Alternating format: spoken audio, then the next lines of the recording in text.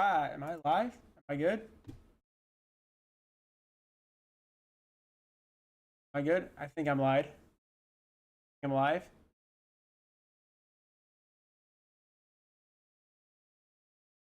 Gonna try to. Okay, I think we're good here on YouTube. Twitch. Looks like we're good. And Kick. Looks like we're good on Kick too. I think we're on all three platforms right now. I don't know how bad I'm lagging, but I'm sure it's bad. I'm actually sure that it's bad. Oh man. Okay, I think we're on all of the platforms. Every platform says it's currently looking good. If we do have lag problems, yeah, because I'm getting dropped.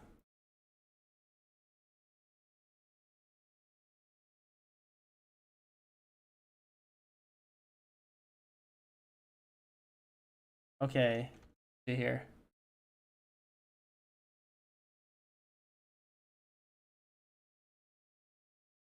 Yeah, I think I'm still having, okay, I am having problems on dropped frames. I am having problems on dropped frames.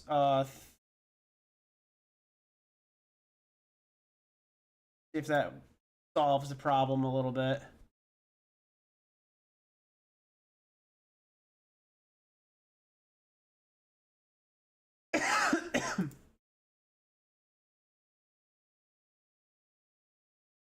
Okay, as of right now, it looks like everything's going good. Now, I will say, for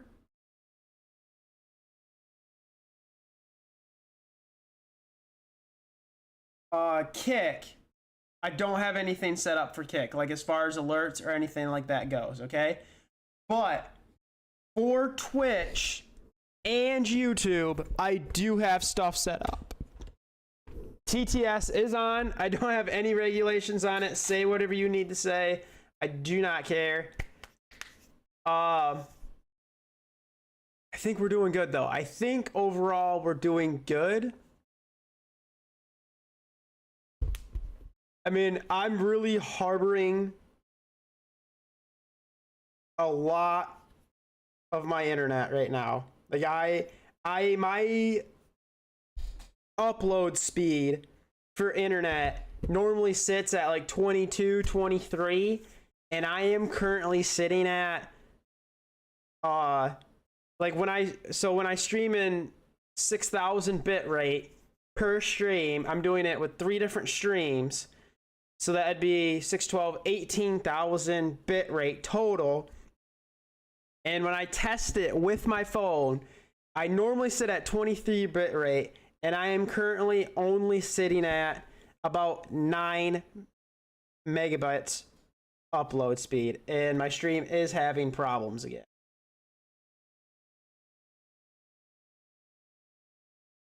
If it continues to have problems, I can always make it like, let's see. Kick will be the first one to go, for sure. I mean, honestly,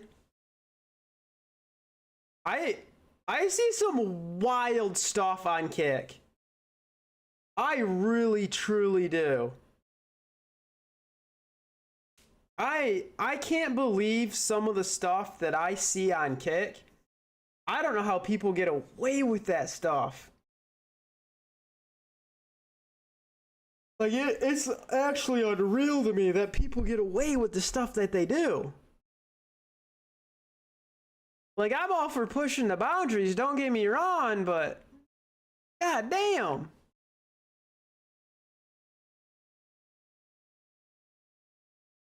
Like, it blows my mind that these people can get away, like, what was it? Was it Aiden Ross?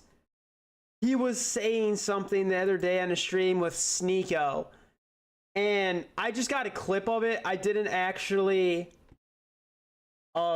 see like the whole stream, but I seen that clip, and I thought, there's no way that what just got said. Like, it actually boggled my mind. Who gets away with that stuff?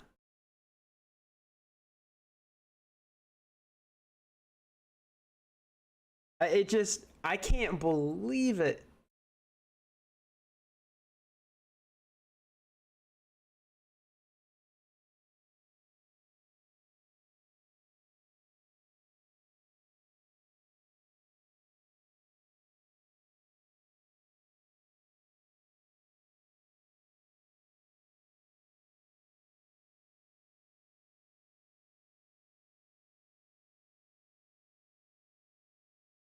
I see a lot of people too with like, I look up a lot of OBS stuff and like how to like make the stream better, and people are always looking for a multi-chat, and I seen they just came out with a ground control, so I am going to be using ground control, and it's supposed to combine all the chats, and I hope it works well. I don't want to miss anybody's chat, and I don't want to miss anything in the activity feed. Like I said, Kick's a little different. I will have like Kick pulled up, so I will be able to see things in Kick. But overall, I mean, I've had I shouldn't say success on Kick, but I've had people definitely come in on Kick and talk.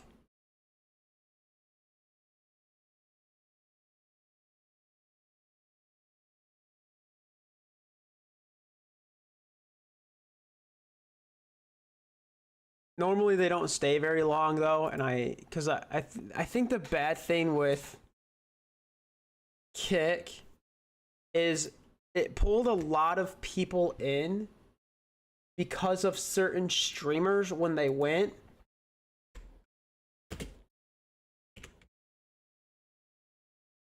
But then it didn't, like, those viewers were only there for those streamers. They weren't necessarily there to actually find other streamers.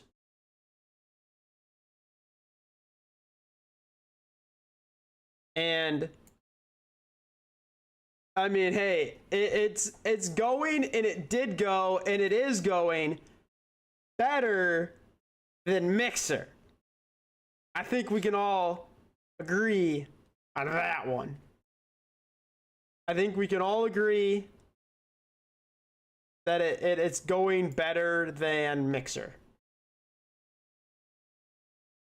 How long was Mixer even around?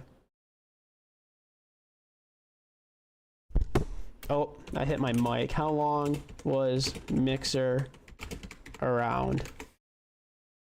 4 years. That's a lot longer than I thought it was. I honestly didn't think that Mixer was around that long.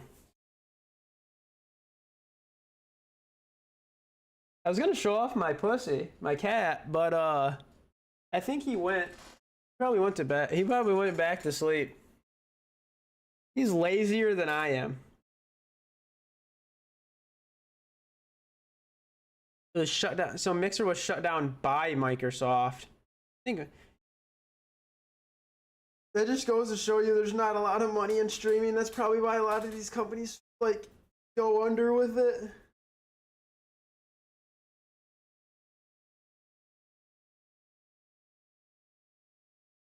I think Pirate Software did a video on like how much it cost Twitch alone to like have a stream up for a certain period of time. And I tell you what, it costed them a lot of money. And I can only imagine.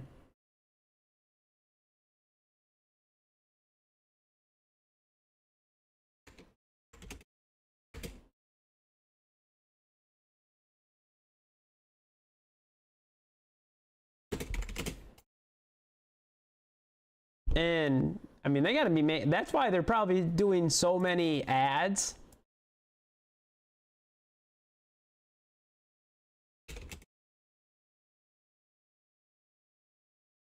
Because they know they have to generate that money back.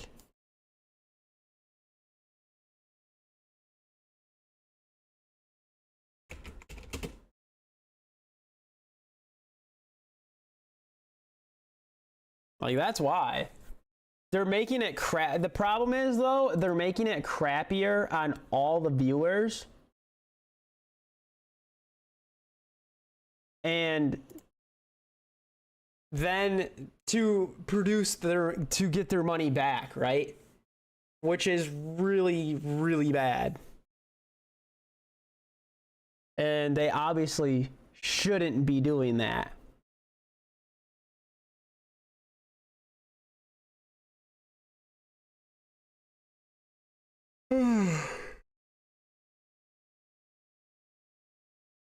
They just shouldn't be doing that. I honestly have no plans other than to just chat. Hopefully people come in with some TTS. I think that'd be great. I think that would be absolutely hilarious. I remember watching, I don't know how to say his name. It was like Delore. He used to be pro Fortnite or something like that. Like, it seems like he was good, but he would always like make records at the beginning of a game when it came out. And then like as soon as everybody else kind of was like picking up the game and starting to learn like different mechanics and stuff like that of a game, he couldn't compete. But he always did good off the initial rip. And I tell you what, Delore was one of those YouTubers, well, one of those players where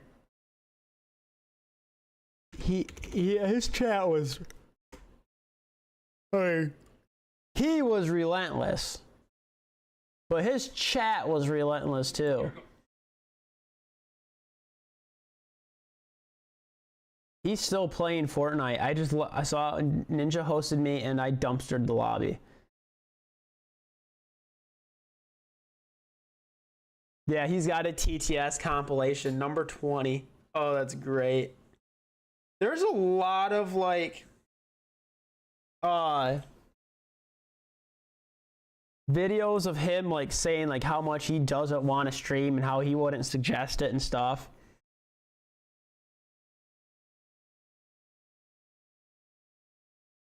He doesn't post a whole lot though, does he? In a year, he's posted 1, 2, 3, 4, 5, 6, 7, 8, 9, 10, 11, 12, 13, well, 12 videos. But he's been posting this last month, but before that, he didn't post for 11 months. So he took like 10. And the funny thing is, his last 3 videos were all Delore TTS compilation.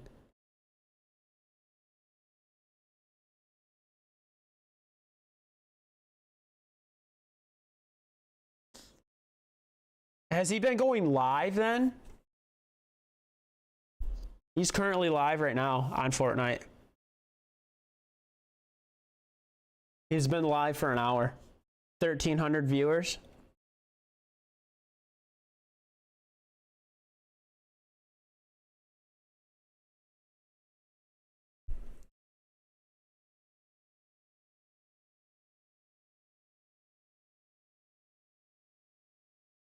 He's got a ton of achievements, though. His achievement list is very long. Yeah, he's an MSI guy. I'm MSI as well. I'm definitely in Logitech stuff is what he runs to.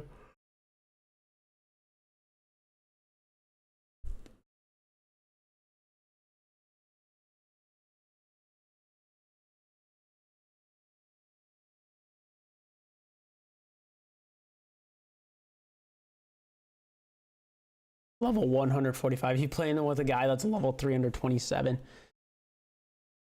It's crazy. I want to read more. There's a union strike that apparently is going down today. Washington Examiner.com. Let's see. This was just posted 3 minutes ago. Why the port workers chose to strike a month before Election Day. The International Longshlong Association is now on the second day of massive strike that could cripple the economy if it lasts too long. The union, which has now gone on strike in 50 years, walked off the job on Tuesday while demanding a 77% pay increase and assurance that members' jobs will be protected from automation, which is rapidly changing the way port jobs are conducted. With Election Day a mere 5 weeks away, the strike could have massive impact on the economy, just as voters are lining up to go to the polls to choose the next president and who controls Congress. The members of the union work on the docks and ports along the eastern and southern coast from Maine to Texas, unloading the hundreds of thousands of shipping containers that cross oceans to bring goods manufactured overseas to the United States. If the strike were to last just 1 week, the impact of the economy could be devastating. But why did the union pick 5 weeks before Election Day to go on strike? The answer lies 2 years ago when the railway workers unions all went on strike but were subsequently forced back to work after President Joe Biden and Biden administration majority in Congress passed a bill forcing the union to accept a contract proposed by a government panel. Now, when it comes to the International Longshlong Association, Biden has the ability to stop the strike once again by invoking the Taft-Hartley Act, which allows the president to order the striking workers to go back to work for a cool-off period in the hopes that an agreement can be reached in the meantime. This is why the strike has put Biden, Vice President Kamala Harris, and the Democratic Party in a tough spot. The president can elect to invoke Taft-Hartley and force the striking workers to return to work, but doing so will undoubtedly anger organized labor, which is contemptuous or whatever of such interventions. And since labor unions are a key constituents of the Democratic Party, a rift with unions 5 weeks before Election Day could prove enormous problematic for the party's efforts to maximize support among union members. First of all, okay, I think the union is normally with blue. They're normally Democrats, right? But as of recent years, I think it would be safe to say that a lot of people are leaning more Republican in that union.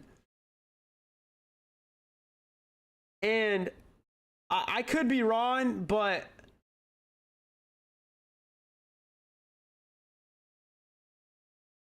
I wholeheartedly believe that this might not necessarily swing individual's vote necessarily. Okay? Now, what I will say, though, Humphrey Yang on YouTube made a great video about this, about how devastating this could be on how, depending on how long each of this lasts, right? If it lasts like 1 week versus if it lasts like 3 months. And I highly suggest going to check out Humphrey Yang, but this could be actually really hard, and inflation is already through the roof. This could make it 10 times worse. But I do applaud the union and the workers of banding together and trying to get that raise. I think that is good, and I think people need to do that in general. With inflation being the way it is, I think it's a good thing if people would band together in the first place to get back to where we need to be and keep up with inflation. I mean, that's how I look at it there. I do believe that we have some problems, and I think that people need to start banding together and getting back at this. That is something that we've lost, and the union itself has gotten so weak in the last like 20 years, and they started because businesses were walking all over them, and now businesses are starting to walk all over people again, and the people don't want to stand up and have a backbone and don't want to band together, and it's going to continue to get worse until hopefully people will start realizing again, hey, unions, and we start coming together again. Samurai Roy 11, are you said? By the way, I do streaming stuff.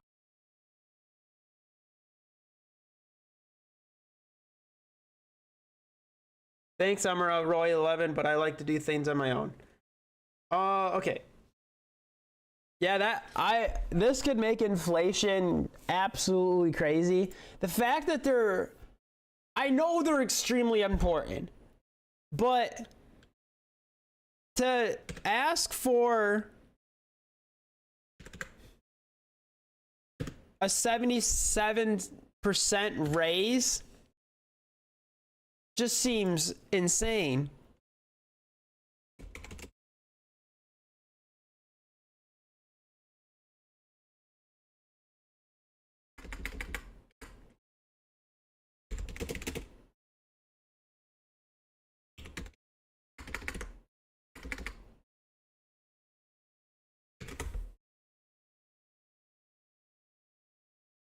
I think they get paid like anywhere between 30 and like 100 grand or something.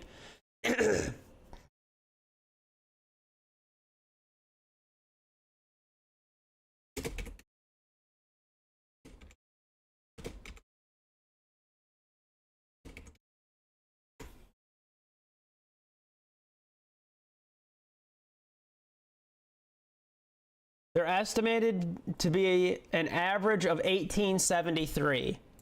So if you were to take 1873 times 0.77 equals 1442 plus that 1873, they want to go from $18.73 an hour to $33.15. I can't even get a 3% raise, and these motherfuckers want a 77% raise? Like, hey, if they get it, they get it, and more power to them if they get it, but man, if they get it, I know where I'm going. I need a better job. Pew!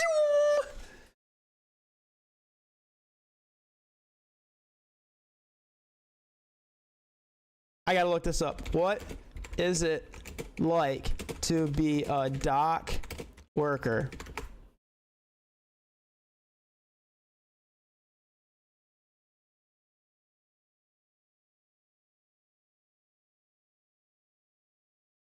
Yeah, long hours, heavy lifting. I work 10-hour days hauling greenwood, which is like probably 50 to 60 pounds, if not heavier, all day long. There's no way I want to do anything heavier than that. Nope. I'm good. I'm totally good on that.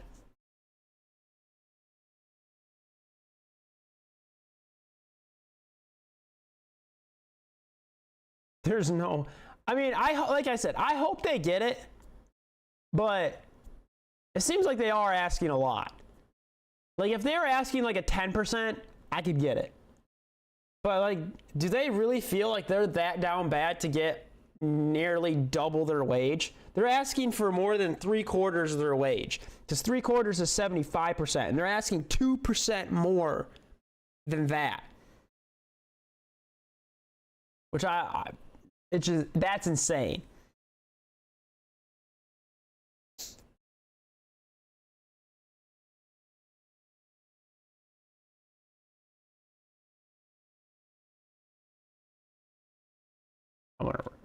Here's another article.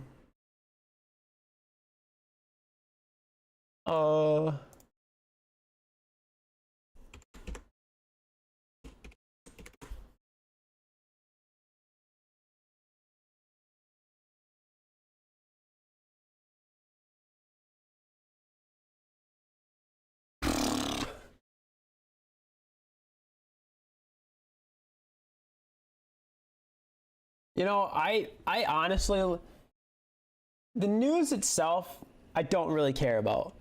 But I do enjoy just like going to YouTube and like there's certain videos on certain topics that I enjoy. And that's one of them. Like Brett Cooper, I think she does a phenomenal job. I don't watch like every single one of her videos, but there's a lot of videos that I definitely do enjoy watching. I admire how good of a presenter she is. Head doctor. Oh yeah, what are these guns? Hump Day. I don't know why. Let's see here.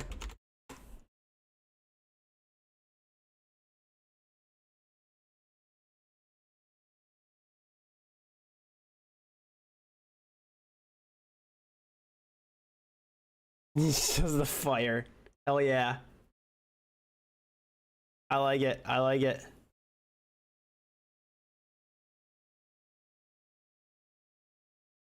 Thanks for the follow. Thanks for the follow. Like I said, I'm trying to get my activity feed to work with my OBS and it's not working. So I had to like go to Kick directly and make sure it was working that way.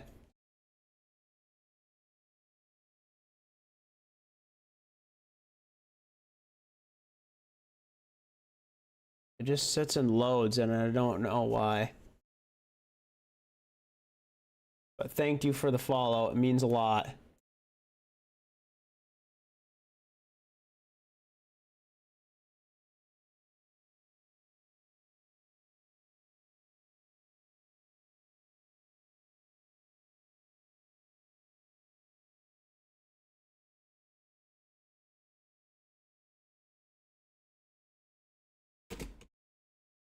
Let's see here. I'm trying to get the Kick feed to work.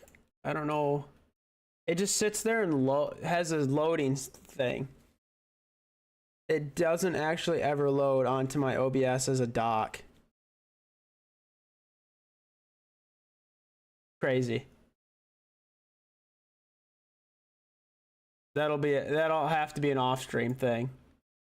The good thing is though, I can just kind of set it off to the side here so I can see it. And I can set it like right about here. I think that'll be good.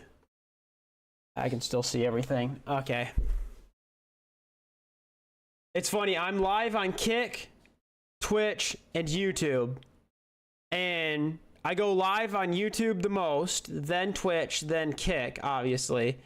And I have the most viewers so far on Kick. Hey, that's why you multi-stream. That's why you multi-stream for sure.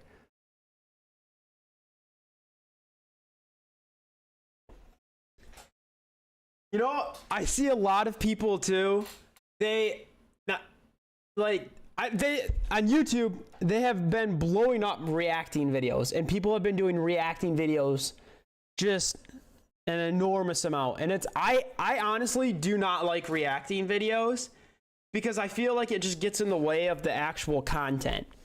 It's like if I want to watch that video, I just want to watch that video without somebody else interrupting and putting their 2 cents in.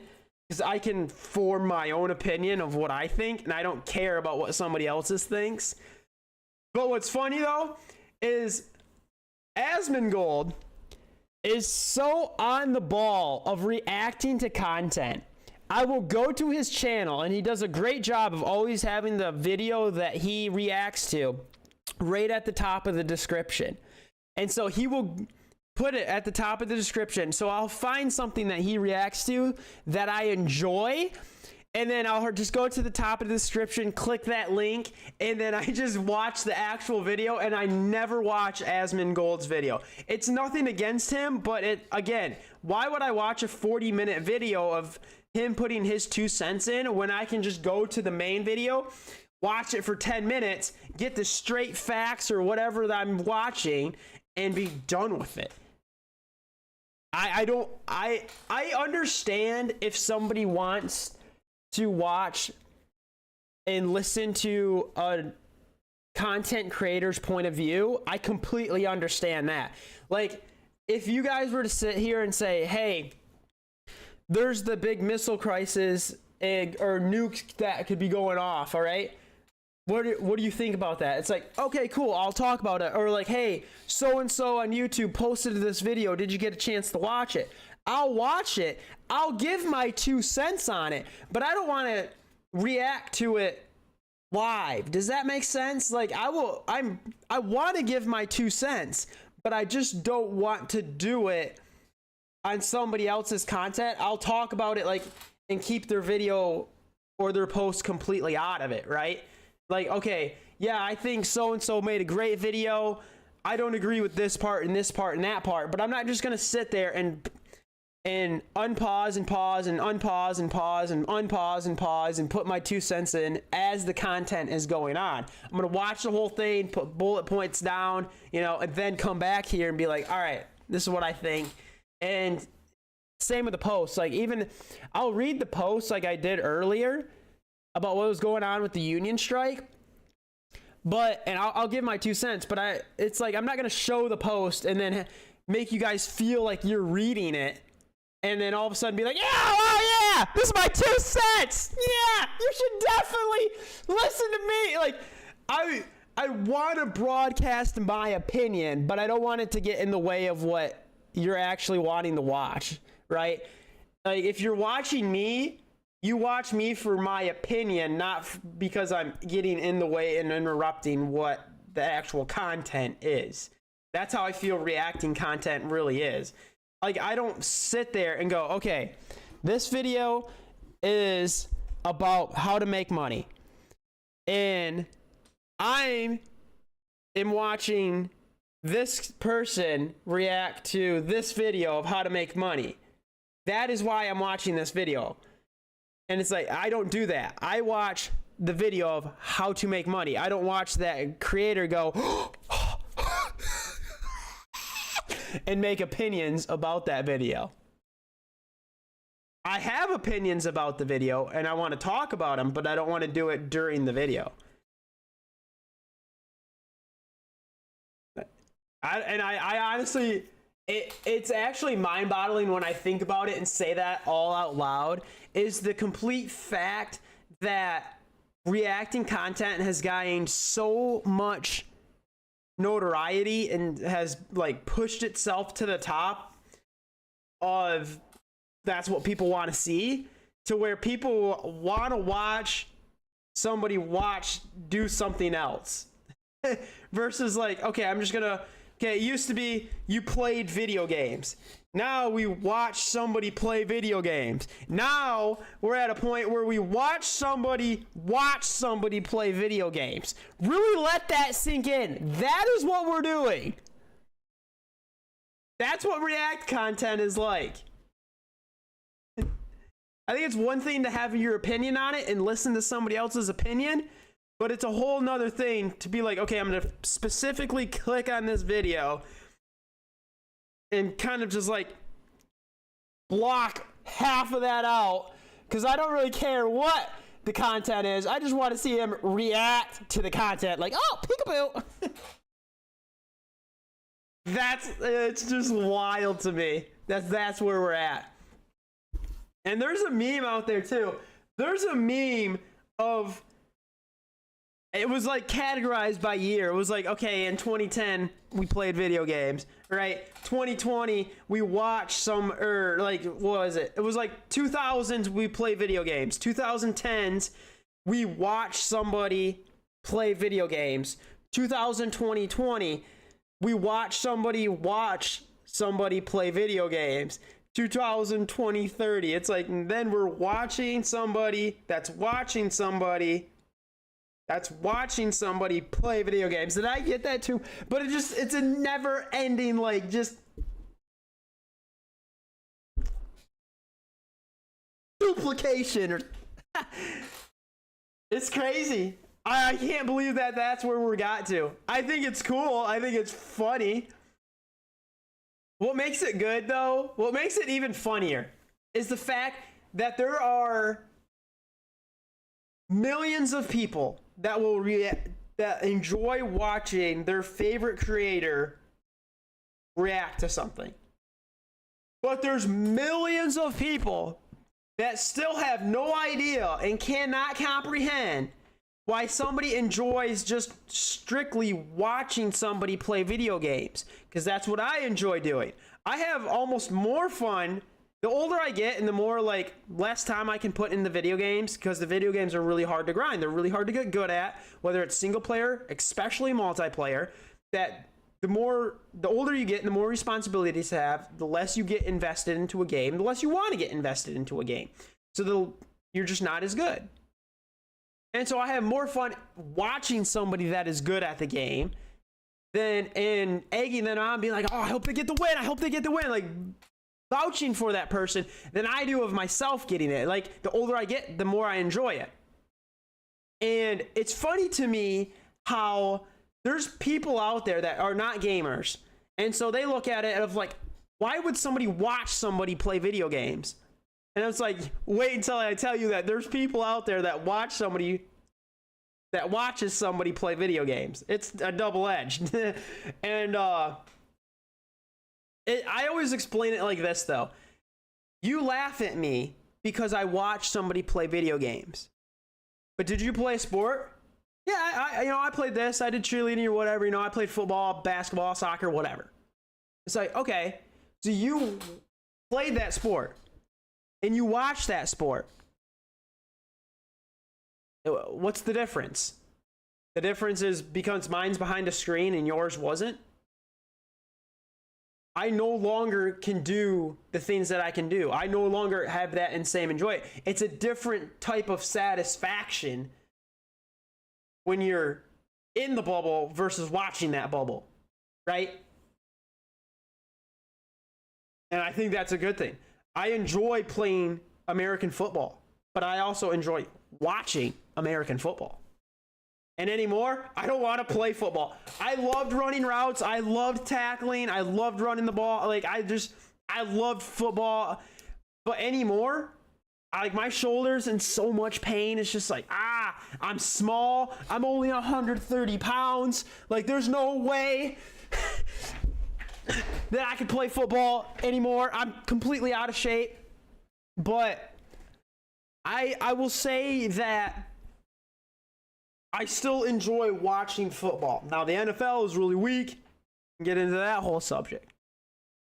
But I will definitely say that in and of itself, it can be completely different. It can be completely different.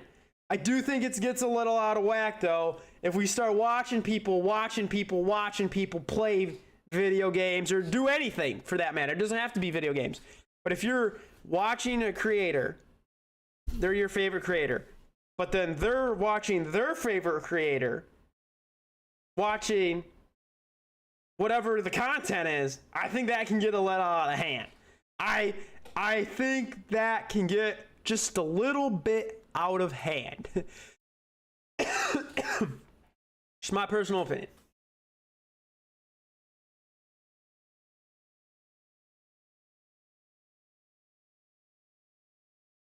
I downloaded Nickelodeon All-Star Brawl 2, and I kind of want to play it.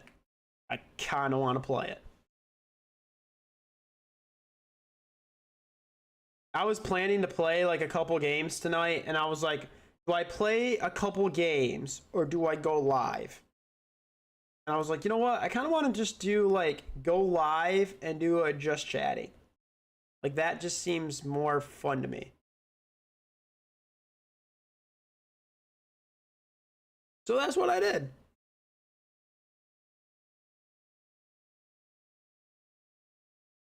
And it's a completely different style from what I normally do, right? Normally I'm posting like gaming content and stuff like that, but I don't know, man. I kind of like just to talk. And like I say, I don't mind gaming here and there, but anymore, I only really want to play video games with friends. Like I honestly, my desire to play video games just in general has kind of like completely died down. And I enjoy playing with friends a little bit, but like last night, I got on Fortnite. I played 2 matches. I played 2 matches of Fortnite. I'm like, all right, guys, I'm out of here. Like, I was done. I had enough. I was like, all right, cool. See ya. My desire to play Fortnite has just gone. And I don't think there's anything wrong with that.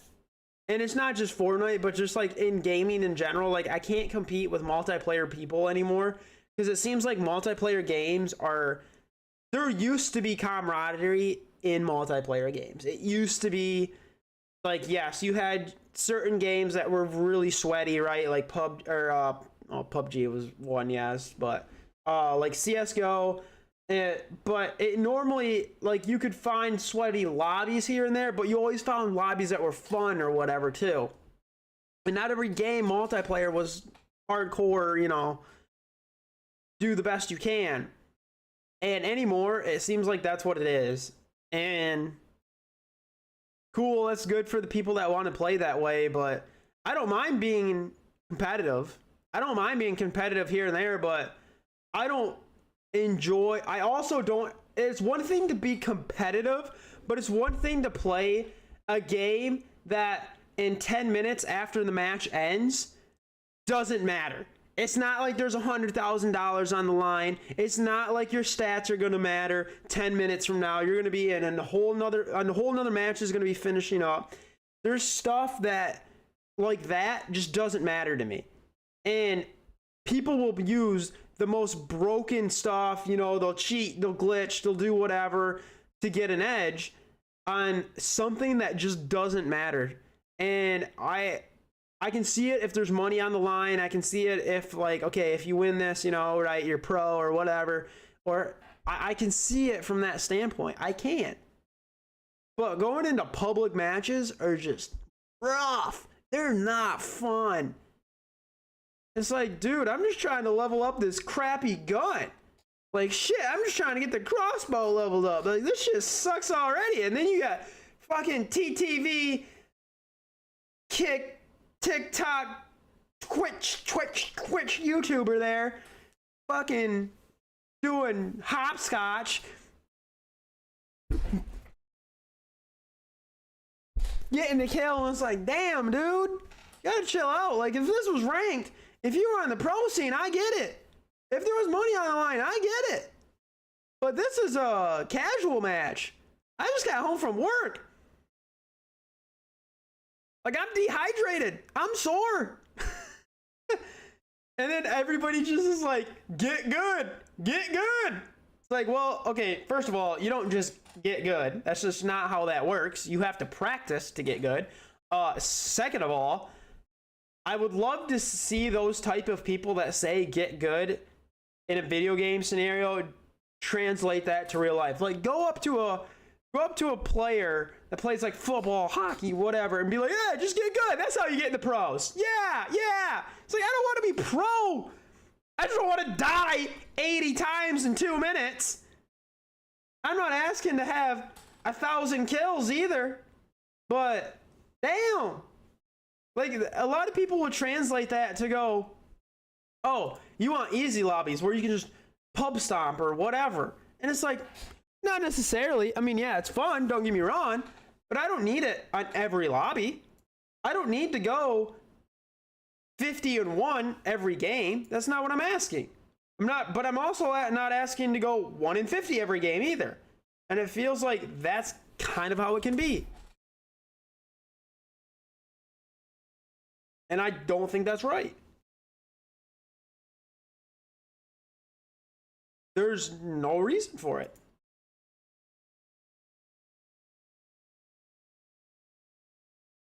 So that's my take on. And then like single player games, like, okay, I'm gonna shit on Elden Ring just because I know it's gonna get views. Elden Ring, probably a great game, right? Probably a really great game. Outstanding, done, accomplishment, all the way, 100%, completely agree, okay? That game is hard. The game is truly hard. And you gotta be dedicated to beat that game. It's a single player game. Someone like me, I don't have the time to die 500 times to try to beat a 50-hour game. It's just not gonna happen. It's like, shit, fuck that. I'm gonna go play Lego Star Wars. There's way, I mean, more power to you to beat you. I think it's an accomplishment, don't get me wrong. But like, even single player games now, gaming in general is not normally made for casuals anymore. Like it used to be. It seemed like gaming used to try to bring everybody in. It just tried to have a broad audience. Okay, you never gamed before? Here's a game. It tried to bring everybody in. And now it seems, and I think it's partially with content creation and it's partially with esports. I think both of them are to blame. But now you have the mentality of you game to be good and you game to get money. You don't game to have fun necessarily. Like you have fun along the way, but the end goal is money. Whereas it used to be, and now gaming seems like, and the games themselves are geared towards that. They're towards, like Elden Ring, even though there might not be money on the line, people are still going to try to get good at it, which I think is great. And there always used to be that small fan base that would try to get really good at the game, right? There's speed runners and try to get the glitchers or whatever, try to do really hard stuff. And I think that's cool. But it seems like it used to be games were dedicated to try to bring in a massive audience of people that were unskilled and could be skilled. Versus now they're just like, okay, we're gonna gamers here, all right? We just want the really hardcore gamers, the people that are willing to be dedicated, and everybody else just fuck off. That's what it seems like. And it doesn't matter if it's single player, it doesn't matter if it's multiplayer. It just seems to me that gaming has, the games themselves and gaming and the community, the mindset of the people, everything has just shifted. It shifted from everything is casual, bring everything in, and if you can make money and become pro, that's cool, to everything is about money, become pro, and casual is only for the losers.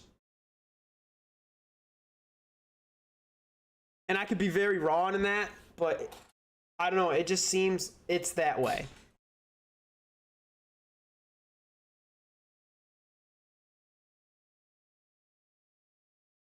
It just seems that way. And I'm not saying that the games are necessarily bad either. I'm just simply saying that the way the games are made are with a different mindset, it seems to be.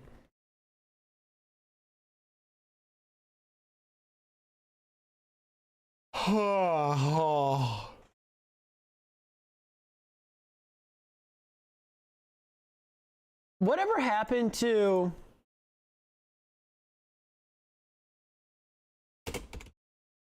the lawsuit and Pal World? Because wasn't it Nintendo doing that?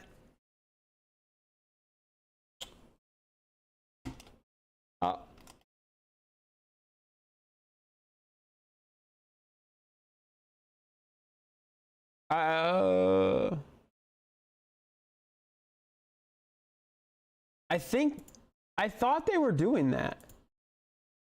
Let's see if I can find some news on that. The Verge on MSN. The 1 minute read. Okay. PUBG developer is making Pal World mobile amid Nintendo lawsuit. Is this true? What? Pal World developer Pocket Pair may be facing a lawsuit from Nintendo, but that's not stopping it from pursuing a mobile version of the game. On Wednesday, Krafton, the publisher behind PUBG Battlegrounds, announced that it acquired the license for Pal World and will optimize it for mobile gaming, as reported earlier by Polygon. According to a translated version of the post, Krafton says it aims to faithfully reinterpret Pal World's main fun elements to fit the mobile environment. Krafton also created a mobile version of PUBG in 2018, as The Verge pointed out at the time. It turned out better than expected. Dubbed Pokemon with Guns, Pal World became an instant hit following its release on PC and Xbox. Pocket Pair replied, saying it's unaware of the specific patents we are accused of infringing upon. Pal World has since arrived on PlayStation 5, but its release is delayed indefinitely in Japan. Aside from Palworld, Nintendo also appears to have set its sights on Switch emulators. What? Palworld could be a mobile game? Oh, man. That's crazy. I can't believe I stumbled across that. And I just want to know more about this lawsuit. On Thursday, the Pokemon Company and Nintendo, a joint owner of the Pokemon Company, said in a statement that the companies had filed a lawsuit in Tokyo District Court against the maker of Palworld, Pocket Pair. The suit accuses Palworld of violating multiple patent rights and seeks compensation for damages, according to the statement. Well, we'll see if that goes over well. I mean, I think this would be hard. I think lawsuits can be very, very hard at this standpoint with the content creation, the gaming world, and everything like that.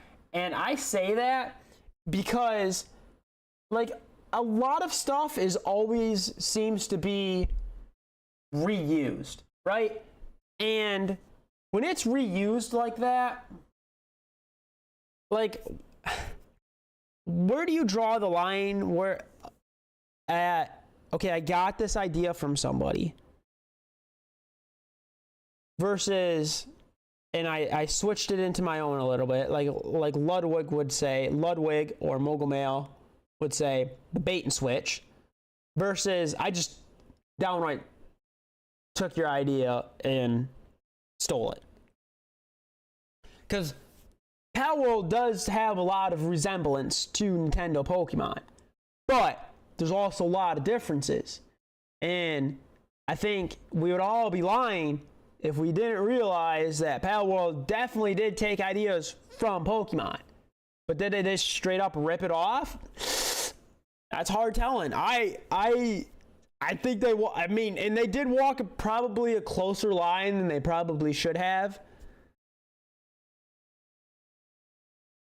But, you know, ripping off, they still did a bait and switch, so to speak, right? They still had their own designs, even though a lot of the designs look very similar, and there's been a lot of pictures and images showing like, oh, this PAL looks a lot like this Pokemon and stuff.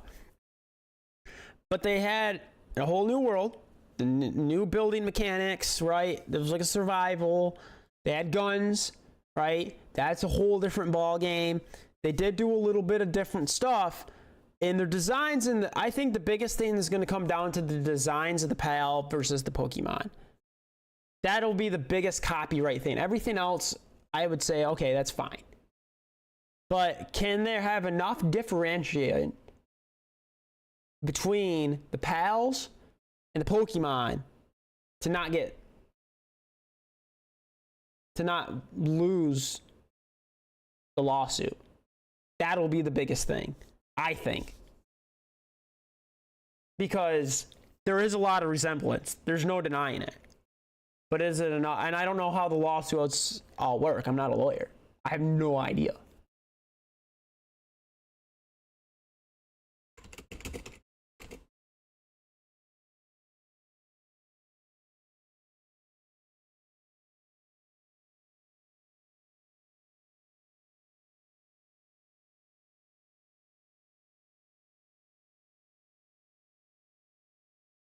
So, we'll see. We'll see. Is there other...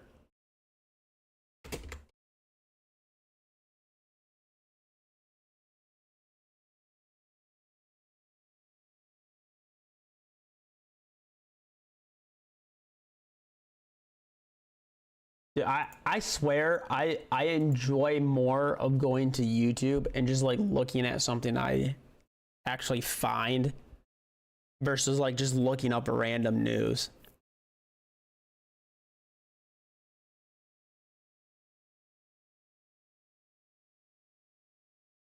Sony hates Bloodborne. That was another one. Not Sony, but the Ubisoft stuff that's been going on. Apparently Ubisoft has like been having some serious problems lately. Their stock has been tanking ever since it really started. Let's be real, but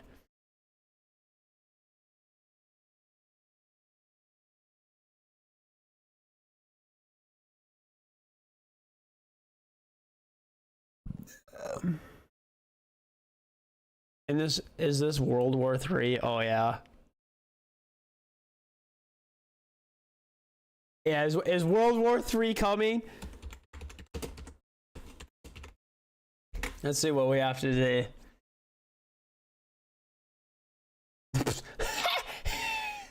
World War III announcement trailer for a video game. Oh, that's great.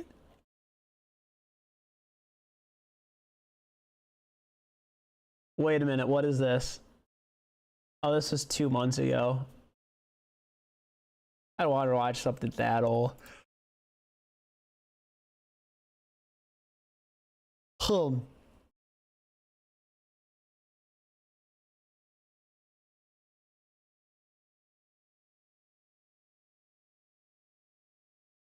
What? Go back, go back. There's a couple in a severe Uber crash can't sue because of an Uber Eats order. What? Okay, I gotta read it. Okay, how do we like speed read this? Agreed to Uber terms of including the arbitration agreement on multiple occasions, including an early. I really don't want to read all that. I just want to know why they can't sue.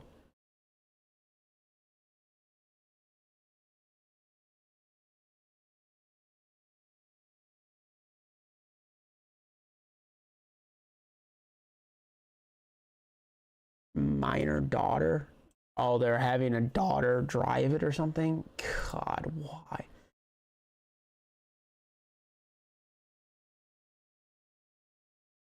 Did we hear too that Microsoft wants to make their games? Is it Microsoft? Is that who it is? They want to make their games AI.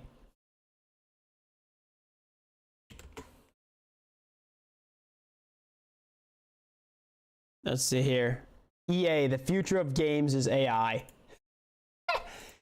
EA, the future of games is AI. There's no way. EA aims to revolutionize user-generated content by leveraging generative AI for better player experience. Electronic Arts has given investors a peek into how its future projects could enable players to deploy user-generated content by leveraging generative AI. I think EA making AI is not bad. Like, I don't think AI is necessarily bad. But making a game solely off of AI, I think we're a little bit too far out for that. Potentially. I mean, they do have millions of dollars to invest in good AI. And something I've noticed, like, I'll talk to Copilot and have them like generate an image, right? And it takes some time to learn it, but the better you are at describing what you want, the better the image comes out. And so you really have to think about what you want and then just sit there and type and type and type and type and type and be very explicit about what you want, where you want it, how you want it, what it should look like, and every little detail. The problem is, like, trying to have an AI imager, let's say, for my experience, is I'm not good at drawing. But when you draw, you have to be very, very detailed oriented to have a very good drawing, right? And you have to do that, but with words, in order to have AI generate the image that you're thinking of.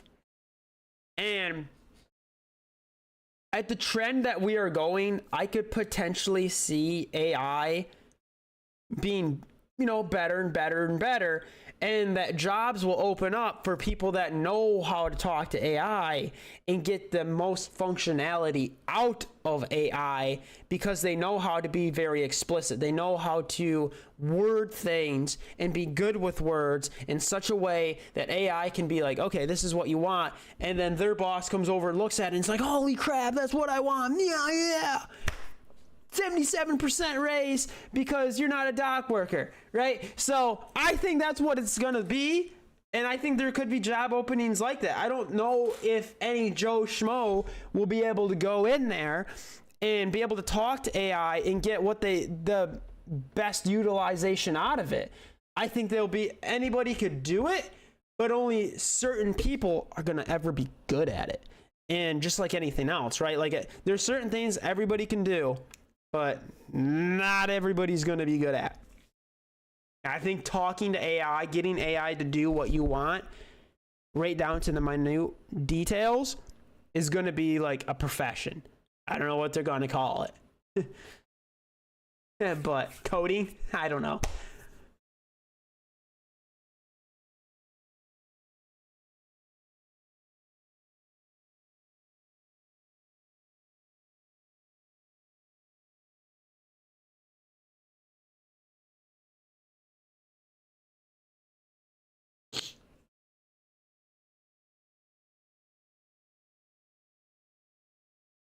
But I don't know.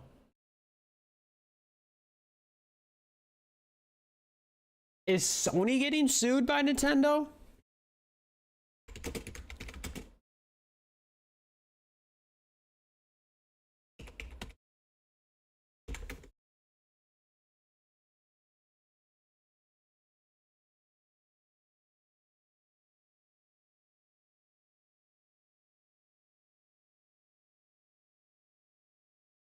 Nintendo has indeed been flexing its legal muscles lately because of Pal Worlds, which we talked about earlier.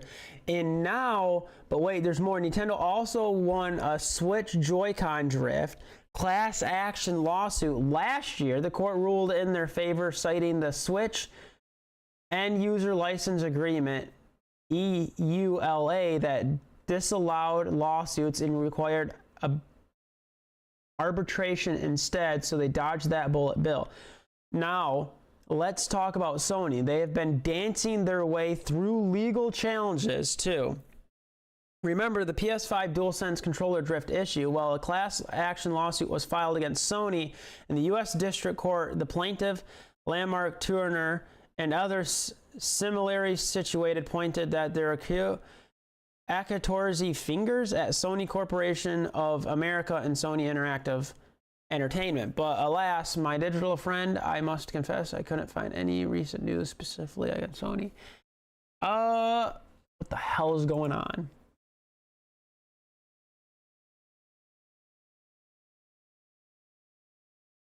Copilot.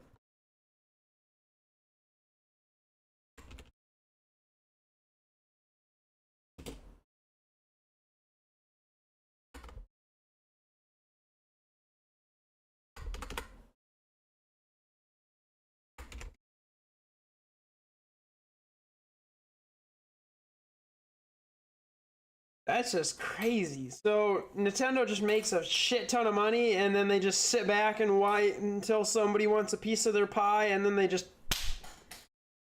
hit them with the paddle and with the holes in it, and just not us. Don't mess with us.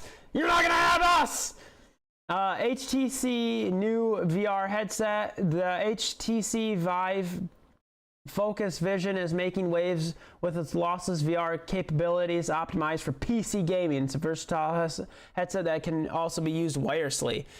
BenQ gaming projector. The BenQ X300G gaming projector is currently on sale for $1,300. That's on sale. Fuck that. Samsung Odyssey OLED G9 monitor. Samsung massive 49-inch Odyssey OLED G9 gaming monitor is seeing a significant discount ahead of October. What games are trending right now?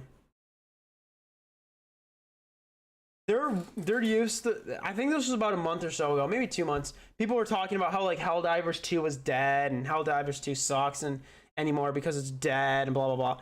Dude, the game is still alive. Don't even act like it's dead. And that's how gaming is anymore. There's so many good games coming out so frequently anymore. And even if they, like, people don't know what kind of games they're going to get. People are going to go try out new games all the time. Like, that's what happens. The player base is supposed to dwindle down. It's literally just what happens.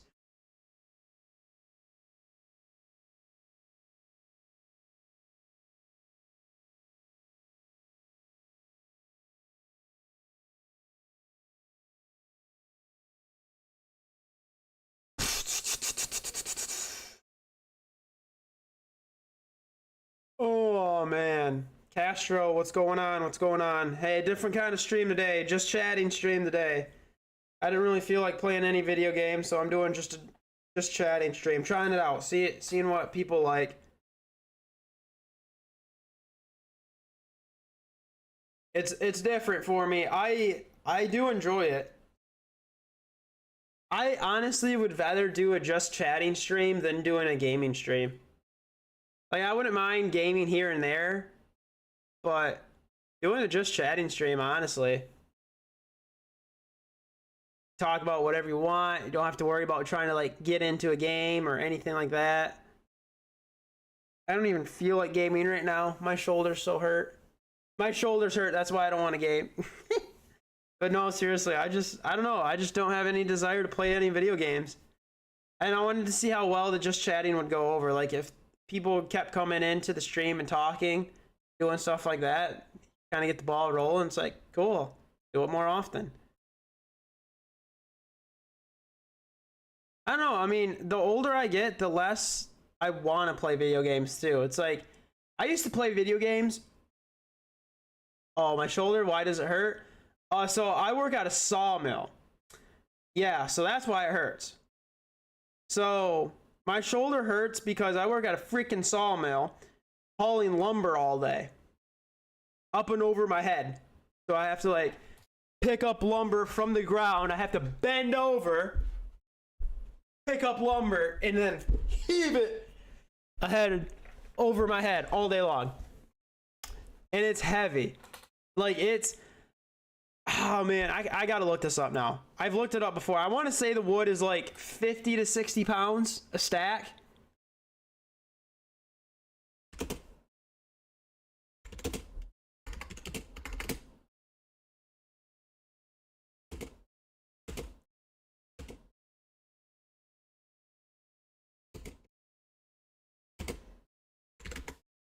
Yeah, I don't get paid enough for it. I'll see what I can find for how heavy it is. Because we do get different widths wood. Like, we get some wood that's like this small, so it's pretty light. But we get other wood that's up, it can go up to 11 inches, because that's as big as the machine can hold.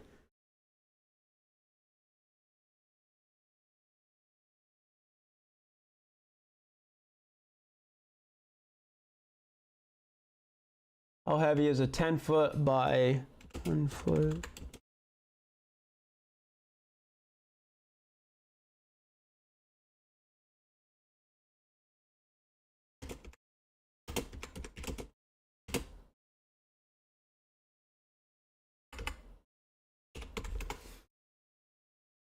Oh, dude, I've been looking for a new job for a very long time. Yeah.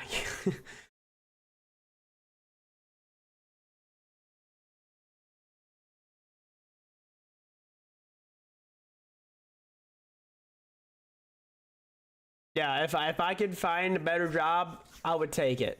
I would definitely take it. No doubt about it. That's why I hope streaming takes off. I want content creation to take off. I don't even have to be a millionaire out of it. Just get me out of my day job. Yeah, so the thing, so here's kind of the bad thing about my job. It's a good thing, but it's a bad thing. Is like, I get paid enough to where I get paid more than any retail spot.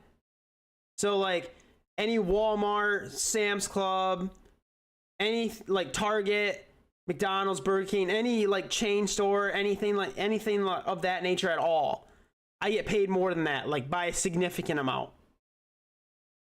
And also, I have weekends off.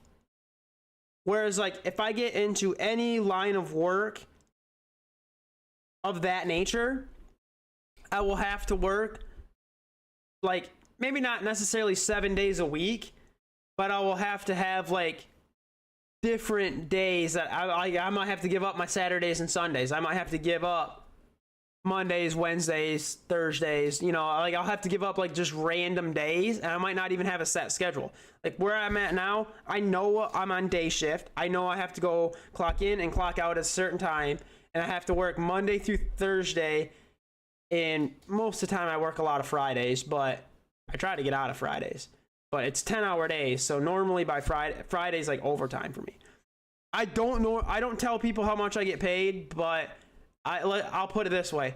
I get paid like more than what you would get at McDonald's. I don't even know what McDonald's is hiring at, and it's going to depend on where you live too. That'll make a huge difference.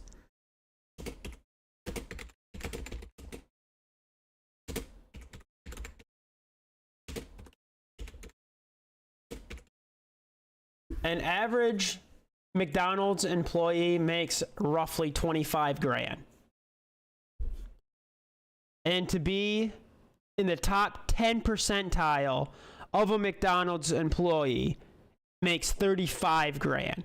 So only 10% of McDonald's employees make even remotely close to what I make. How do you not have school Monday? Is Monday a freaking holiday? Monday's the 7th. The hell happens on the 7th?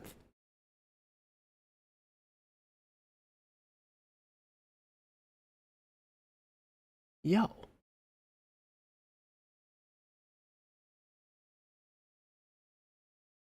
Well, you lucky guy. You lucky guy. I gotta work Mondays. I don't have a choice. I don't have a freaking choice.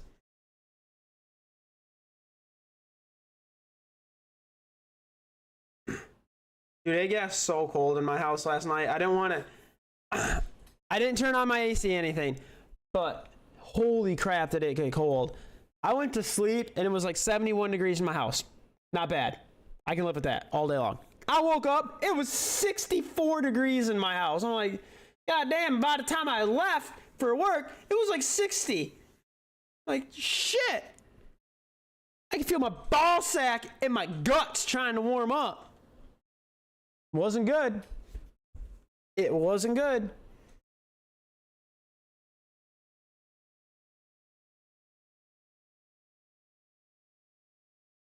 No, I don't get paid on YouTube. I'm too small of a creator.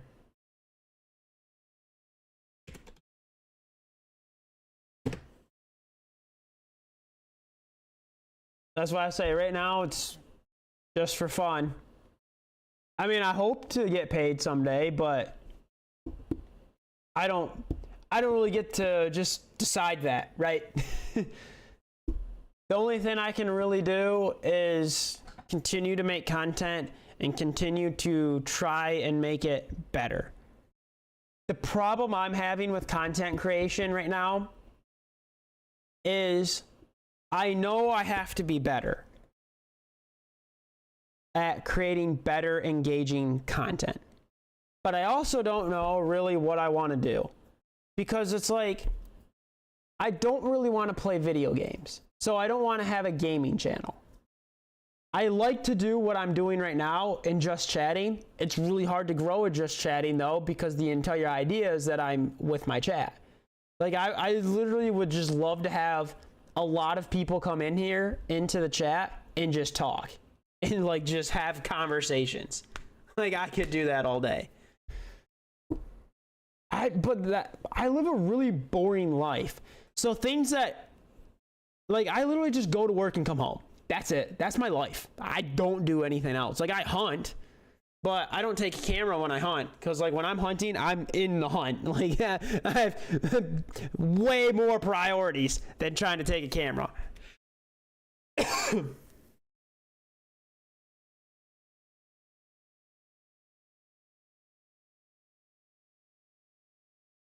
But I don't know. I really enjoy money, and I really enjoy helping people and teaching people like how to handle their money. And the problem is, like, I want to help people make money, but I'm not a financial advisor either, and I don't want to do it for them. Like, I actually want to be able to give someone the skills to go, okay, thank you for helping me with these skills of like having money. And now I know how to save. I know where to invest. I know how much to invest. Like, I want to be able to do that type of stuff. I want to be able to, that's the thing. Dude, I can't do school, man. I barely have enough money to pay my bills, let alone school. My mom was a teacher for 40 years, something like that. She taught at one building for 34 years.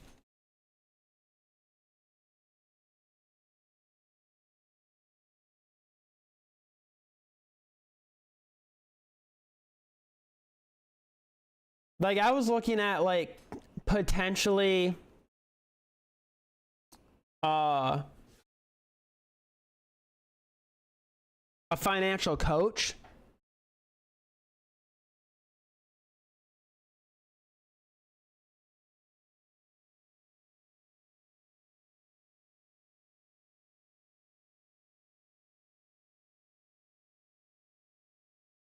Because like a financial coach will sit here and go, okay, what do you need?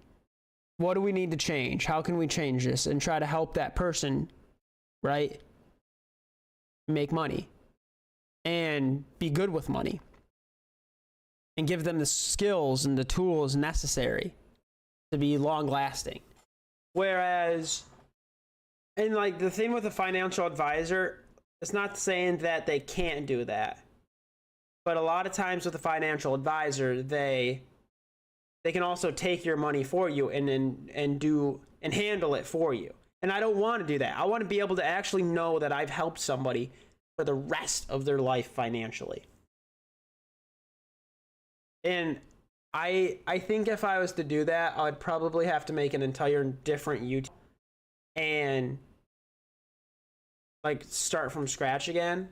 I mean, I could do it on this channel. It'd probably just take a long time because a lot of people on this channel, first of all, a lot of people on my channel are just dead subscribers, meaning they've subscribed and never came back.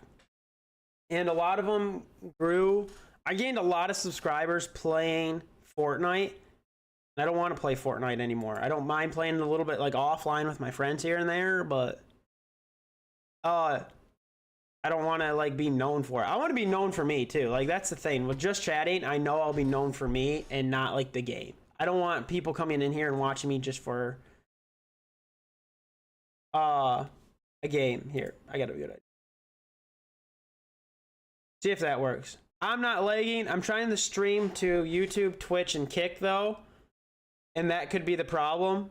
I don't know if my internet can handle all three. I can drop Kick though. I don't have anybody chatting on Kick. Right, I have a multi-stream chat up, and yeah, it's my internet not being able to keep up with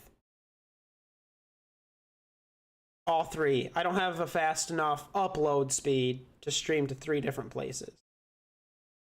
I just dropped Kick though. Not a big deal.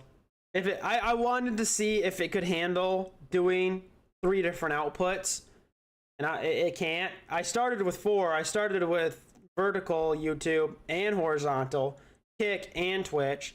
Immediately dropped vertical YouTube, and then I just dropped Kick again because if we're having problems, I need to nip it in the butt.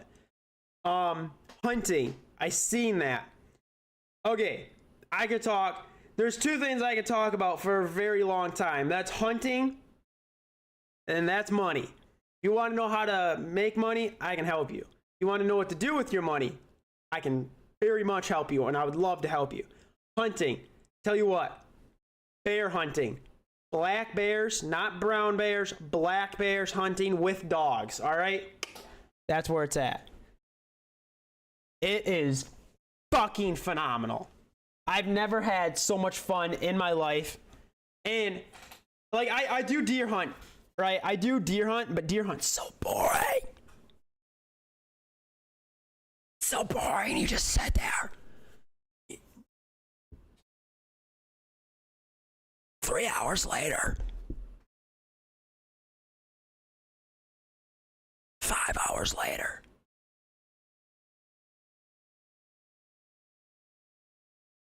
What's that sound? Hey, what's that sound?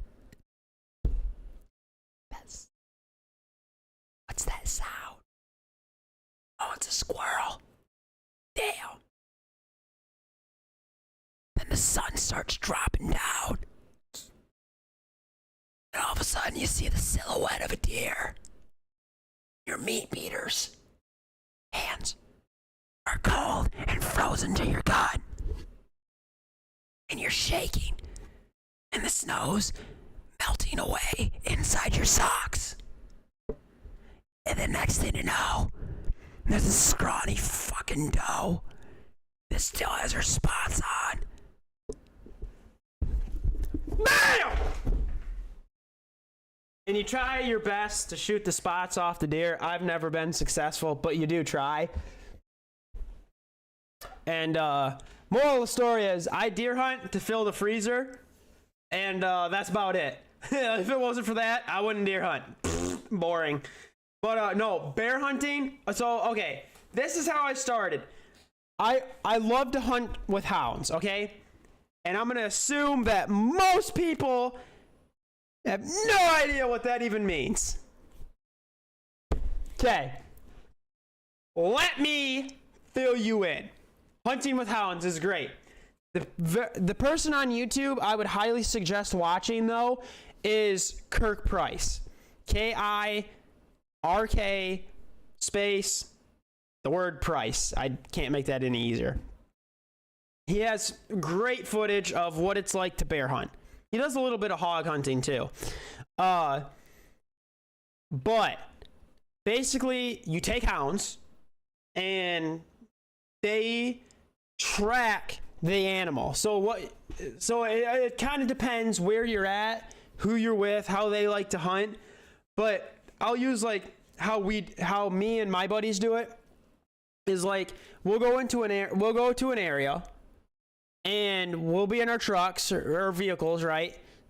And we just roll down the window and we just look out the window and we drive real slow and we're looking for bear tracks. Now, to give an idea of how hard it can be to see a bear track in dirt this is what my uncle told me.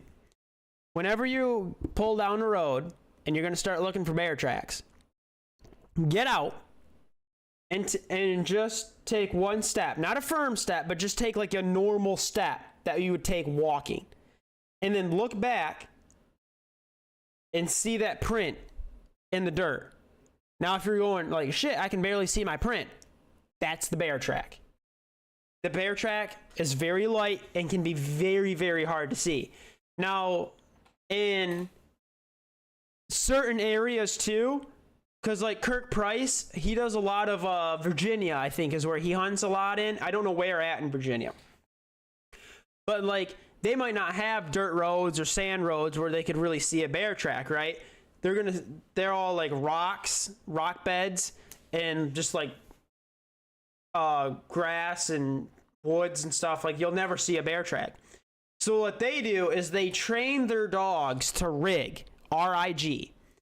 And what that means is that the dog will be in the dog box, like at the back of the truck or the back of the side-by-side or the vehicle, right? And they will be going down, we'll be going down the road, and then they'll smell the bear. And when they smell it, it gets them all excited. So they start barking, like a lot. They'll start barking a lot. And that will let us know, hey, the dogs, they smell the bear. So then what we can do from there it kind of depends, right? If it's a hard rig, which means they're barking really like loud, they're barking a lot, they're just going nuts, that means that the bear's probably like, it's a hot scent. That means the bear probably just came across there, is in the general vicinity. It's really easy for them to know what's going on. And as long as it's going into a good location, we'll run them, which means we'll put the dogs down on that track. Now, sometimes they'll rig, but they'll be kind of like half-assed about it. Like a couple dogs might be like, like, and maybe not all the dogs will rig. And so that can be one where it's like, well, what do? When we try to get out, we try to look for bear tracks. Like, even when they rig, in our scenario where I'm at, we try to still find a bear track because we can. But like in Kirk Price, he doesn't really have that option. So their best bet is to just, when they rig, just let the dogs go and just hope that they're going in a good direction. And then there's different ways of, there's different terminology of what's going on. So when we let the dogs out, even though they smelled the bear, it doesn't mean they're necessarily running the bear yet. Okay. So they have to track that bear, and they use their nose and they try to find the scent in the ground or in the air, mostly on the ground. If it's an older scent, they'll have to find it on the ground. The fresher the scent, the more they can kind of go like up in the air and smell it, and they can kind of drift it, which means they just use like the wind. Usually a little bit less accurate, but again, they try not to do, the dogs don't normally do that until they get like, until they can do that and they're closer to the animal. But what we call it is a cold track. So that means that the bear could have came by anywhere between like 2 hours ago or 2 days ago. And so he doesn't know he's being run yet. The dogs are really struggling. They're on the track. They might bark once every couple minutes even. Because that's like, they only bark when they're excited. So when the dog's like sniffing away, smells a little bit of a bear, he knows like, okay, I'm here. He might go here now, right? Like another yard. But he knows he had to go that extra yard because of the bear smell. He's excited. And so the dogs are constantly barking. I shouldn't say they're constantly barking, but they're constantly letting you know what's going on. If they're not barking a lot, but they're barking here and there, they're cold tracking it. But as soon as they jump the animal, jumping means that the animal knows he's being run. He could still be very, very, very far ahead of the dogs, but he knows that he's in danger. And that's when the chase starts picking up. That's like the heart of the chase right there. The heart of the chase is the animal knows he's being run, and the dogs have a lot better scent to where they can start like making some ground on him now. And then you have the hot scent. And that's anywhere from when the dogs can basically drift it through the air, or they're already looking at the bear and the bear's still out ahead of them, but they got him, like they're closing in on him. And that's when the dogs start going like really, they're really excited. They know that he's close. And then they also do different barks too. Like if the bear stops and bays, which means he'll pin himself up in a scenario to where the dogs can see him, and he can fight them, but he's not like in the air, he's not like in a tree, but he'll just like back himself up, let's say against a tree, so he can see all the dogs in front of him and nothing can get behind him. That's what bay means. He puts himself in a position where he can see everything in front and nothing behind. And I mean, sometimes they don't do a good job of baying, and they can get a dog that comes in behind them. But it basically means that he's done. He's pinned down on the ground, and that's when the dogs normally like their barks are different. From like if the bear goes up a tree, their barks are going to be different. That's when they're barking every breath, regardless, either one. But like if he's on the ground, a lot of times the dogs, their barks will be more of like, they'll try to draw it out for all the breath they have. They'll be like, "Arr!" Versus like if he's in a tree, as soon as they start running out of breath, they'll just stop their bark and start another one. But yeah, it's fun. I started out running raccoons with dogs, and then I went to coyotes, And then I ran coyotes for years. That's what that is back there. And then just in the last, I've ran bear since I was a little kid. And then we stopped running bear for a while because we started having wolf problems, and wolf will kill dogs in a second. And now we're started running bear again. And so with that being said, I get like, and then recently, I say recently, but in the last couple years, I've started running bobcat, and I've stopped running coyotes, and I've stopped running raccoons, and I only run bear and bobcat. But I would like to go to another state. My buddy goes to a different state. Because like, even where I'm at, it's legal to kill wild hogs, and there's just not a lot of hogs. But he goes to another state where hogs are like a really big problem, and he runs the dogs on hogs. And I'd love to go down there and run a hog and stab it, because that's what they do. So with a hog, what they do is most guys will run their track dogs, which are the dogs that will track the hog, bay it up. And then they come in with catch dogs, is what they call them. And the catch dogs are what grabs that pig, and then somebody will go in there, help them dogs roll that pig on his back, and then another guy goes in there and stabs it. And I think that would be fun. I would love to do that. I would absolutely love to do that. I think it would be a fucking riot.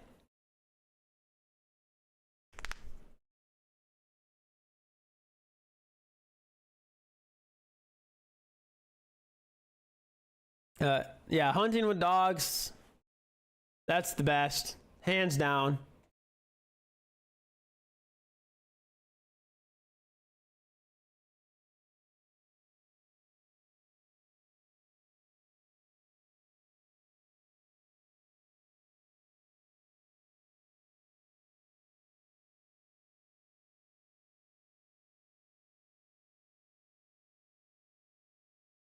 I mean, I love hunting. I used to game a lot too, though. I used to play a lot of video games, but I do have a thing for pets too.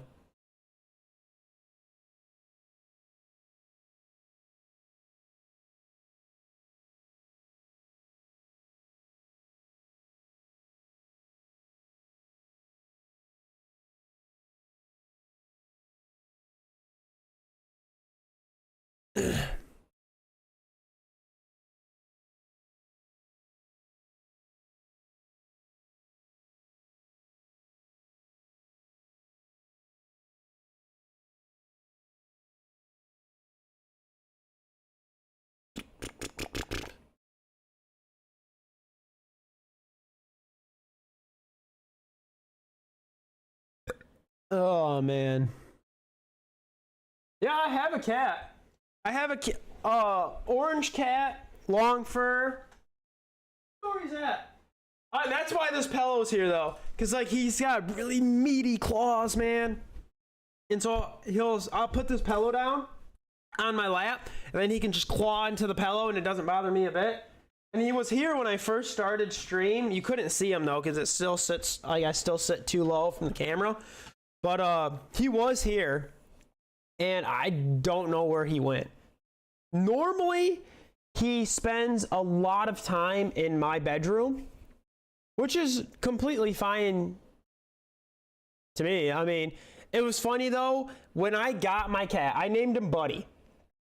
And when I got my cat, I initially, he would never go in my room. He would initially never go in my room. Like, he would get to the threshold of my room and then just stop and just look in there. And anymore, he just spends like all his time in my room.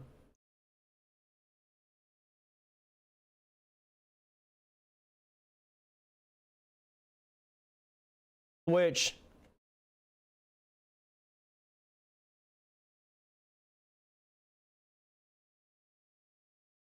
I think is great. I don't normally, There was like a month or so that he would sleep in the bedroom.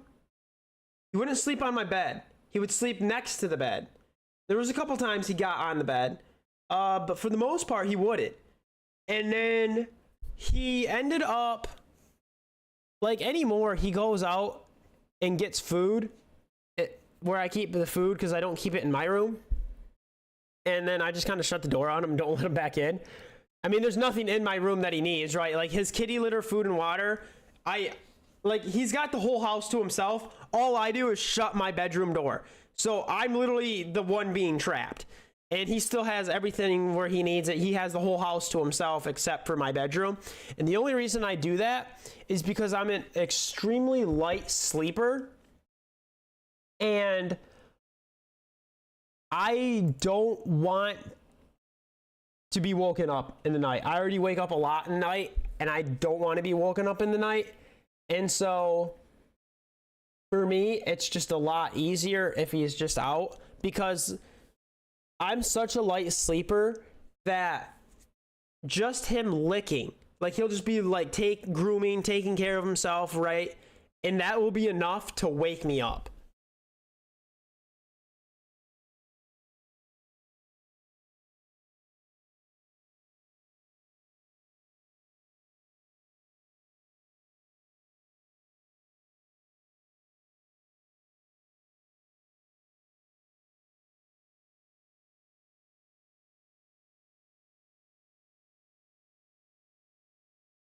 So that's why I don't do it.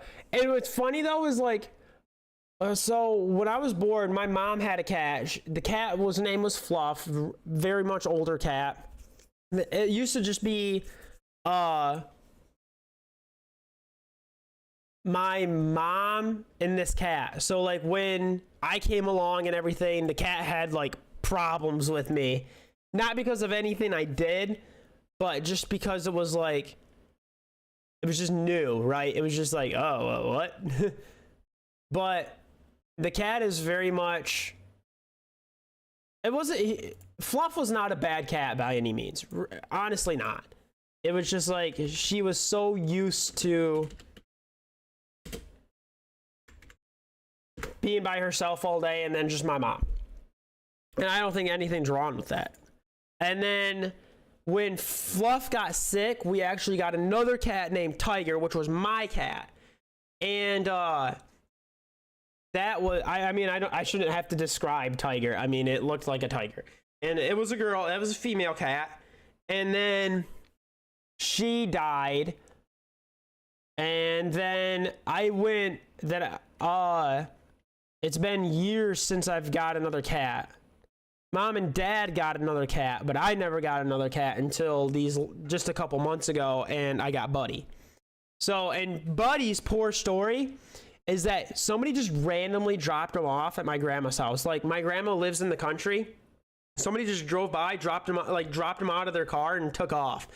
And so she like took him to the vet, got him all taken care of. She didn't need to do this. So let's just mind you of how like awesome this is, right? So my grandma just like takes him in, gets him all his shots, does all this stuff to him, tries to take care of him and stuff. He's got all these problems, right? Super skinny, tethered, wet, just mangy kind of fur.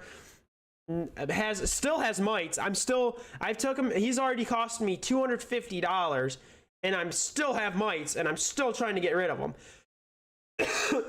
But we are doing with that problem to the best of our ability. And he's come a long way. He's still got a long way to go. But I will say, like, he's a good cat. It's the first male cat that I've ever had, which I don't think is a bad thing. I've always heard my mom say female cats, male dogs. And I've had 2 male dogs, 1 female dog, and I've had 1 female cat and 1 male cat. And I have nothing against cats, but I do prefer dogs. Like, I 100% prefer dogs over cats. But Buddy's a good cat. Like, he doesn't really bother me. He acts more like a dog to some degree because he's like, when I first got him, he would be on that couch just watching me all the time. And he would never take his eyes off me, just like a dog would. And recently, he acts more cat-like in the sense of like, just leave me alone. I'm gonna go do my thing, you know. But he's still very much dog-like. Like, he just doesn't get enough loving.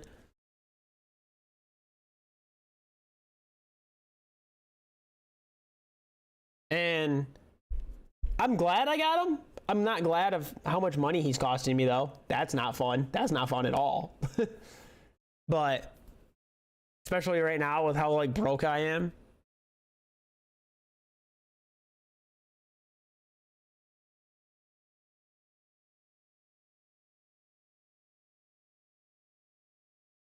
But do you still have a cat? How many pets do you have?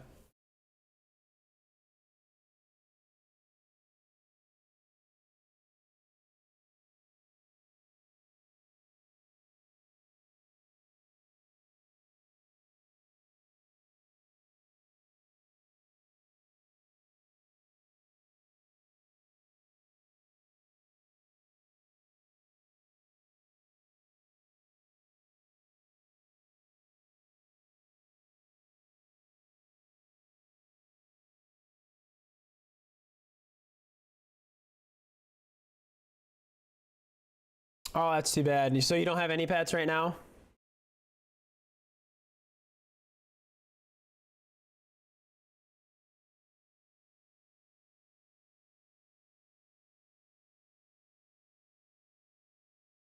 Yeah, yeah.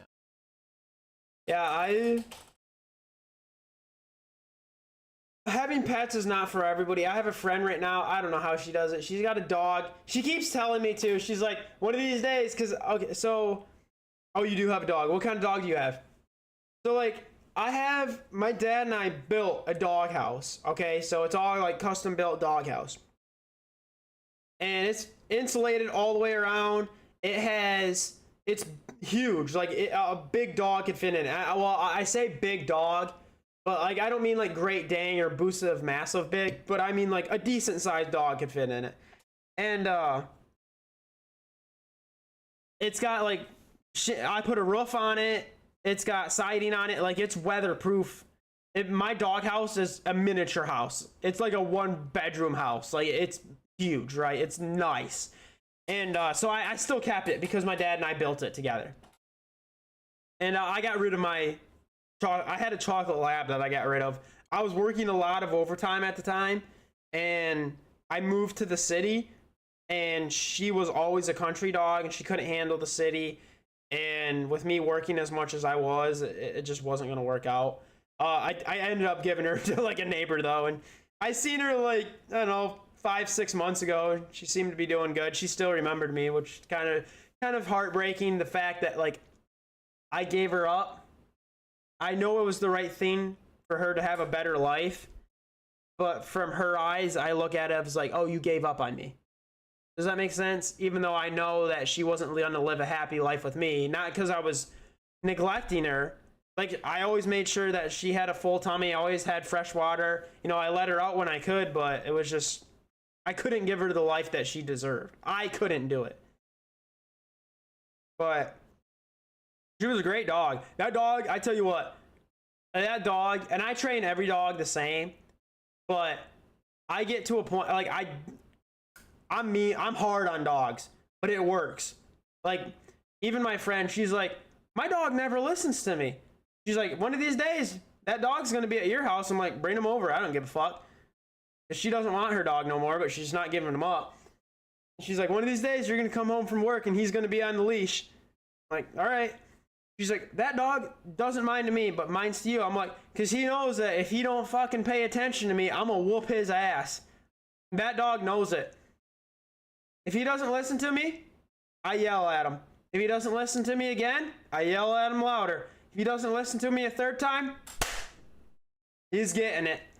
And I tell you what, though, that dog went from not listening to I point, say his name, and he does whatever I want. And that dog that I had was the same way. I could be in the middle of my driveway and I would point towards her pen and I'd go, Lucy, pen. And I'd snap my fingers and point towards the pen. She would go. She'd put her head down and she would go right in that pen. And if I wanted her to sit, there's times I would just snap my fingers, point at the ground, and she would sit. Like, I'm hard on dogs. I'm not gonna lie. Like, it's not always easy, and that's the thing. Like, people want to be so nice to their dogs. Oh, you can't hit them. You can't yell at them. Blah blah blah. Bullshit. You want that dog to mind you? You want that dog to do whatever you want, whenever you want? I'm not saying you got to do it out of the blue. I'm not saying, like, Lucy, go to your pen. And I'm going to start whopping on her. That's not right either. And I'm not saying I'm overdoing it. But if that dog doesn't listen, you got to make it mind. You got to be tough on that dog. That dog has no reason to listen to you if it knows it's not going to get enforced. But I will say too, I got some friends, all they do is yell at their dog. That's all they do. Their dog can do no right. And they just yell at the top of their lungs at that dog, and he does not listen. Because he knows that, first of all, no matter what I do, I'm going to get yelled at. Second of all, they've yelled at that dog so much that it just goes in one ear and goes out the other. Like, if I get yelled at, it's going to be something different. It's going to be like, what the fuck? Because I don't get yelled at that much. So I know if I get yelled at, I fucked up. But he gets yelled at to the point where he can't differentiate being told no versus being told no. It's all the same to him. So he just doesn't care anymore. But when I go over there and I go to that dog, I let them yell at that dog. And as soon as they give up because they can't get that dog to do what they don't want it to do, I just say that dog's name, snap my fingers, point towards wherever I want it to go. If they want it to come to if my buddy goes, I want that dog in the house, I'll just go, and I'll point at the house and that dog comes. I just wait for him to go through their cycle yelling at the dog. He never listens. That dog listens to me all the time. Both, I have two friends, two different dogs. Both don't mind their owners, but they'll mind me all fucking day long. That's why I say you gotta be hard on them, but it works. And I learned that from my friend. My friend, he's got the best bear dogs I have ever seen. And I'd be damned if anybody has better dogs than him. And I know how he gets them there. He's hard on them, but it shows. I know somebody else, they have good hound dogs. They do. They have great bear dogs too. But their bear dogs would be a hell of a lot better if they got after their dogs once in a while. The best dogs I've ever seen are the dogs that got disciplined and know they had it coming. Now, cats are different. Buddy has learned though. Because Buddy, when I first got him, he was biting me. Like, he wouldn't just bite me out of the blue. I noticed it was kind of on me. To some degree. If I petted him in certain spots, he would bite me. But there was sometimes he would just bite me. Like, I'd be petting him, everything would be going good. I learned to stay away from certain spots on his body, not a big deal. And he would still bite me. So I started slapping him in the head. Not real hard, you know. Just like a high five right to his head. You just look at me. You're like, what the hell, man? You know, you bit me. You think I'm gonna get bit and not bite back? I have bit a cat before. The cat bit me and I bit back. That was Tiger. Tiger bit me. I bit her back. Got a mouthful of fur. She never bit me again though. Ever. Happened when she was a kitten. Not like a kitten, but she was in that stage of like, I still call them kittens, but they're starting to get the frame of a cat, but they're still a kitten. Like, they can walk around, do stuff, like, still learning and stuff. She bit me. I bit her back. Never got bit again by her. And Buddy, He bit me 3 or 4 times, and now 4 nights ago we were laying on the bed, because every night before I go to bed he jumps on the bed. I start petting him, and he comes up on the bed. I'm petting him. We're just doing our normal nightly routine, and he starts like, he goes to bite me, realizes what's coming. As soon as I seen him getting ready to bite, I put my hand up like this. I'm like, all right, what's it gonna be? He just shies away, stops, jumps off the bed, and takes off. I'm like, cool. But he's starting to learn, like, shit ain't just gonna fly with me. It's not.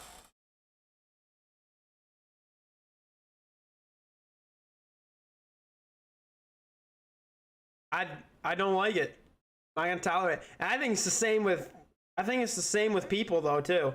I think there's so many crybabies and tree huggers and all this bullshit because parents haven't disciplined their kids properly.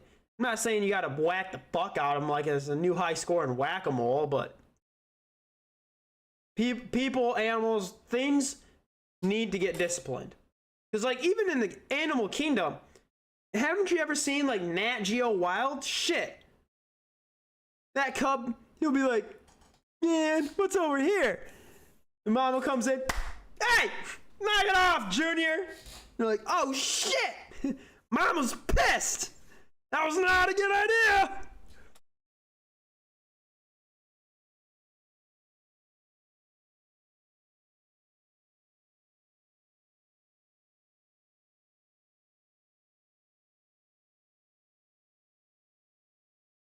Not a good idea.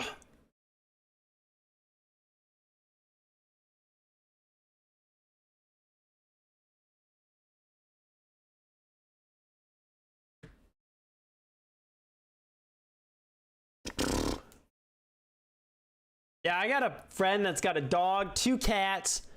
It had 2 rats, and one died. She said when she got it, she kind of had a feeling one was gonna die. I don't know where she got him or anything. Like, god damn.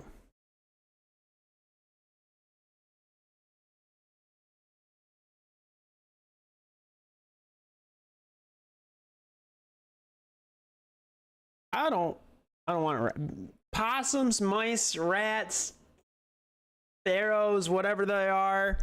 Oh, hell no.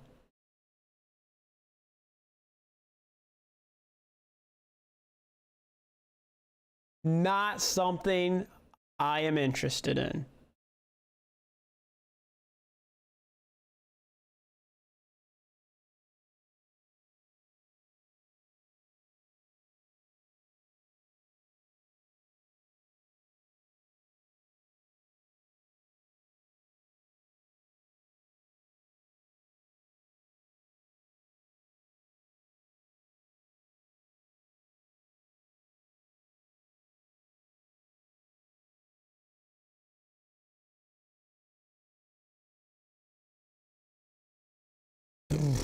I don't know. Killed a lot of possums in my day though too. I had a possum. I whacked it. Motherfucker turned around, opened up his mouth, and I just looked at it. I'm like, really? You want to fight? Cool. Man, I don't know how somebody can look at those things. And, oh, I got a friend that thinks they're just the cutest thing in the world. It boggles my mind. It boggles my mind. I don't know how they do it.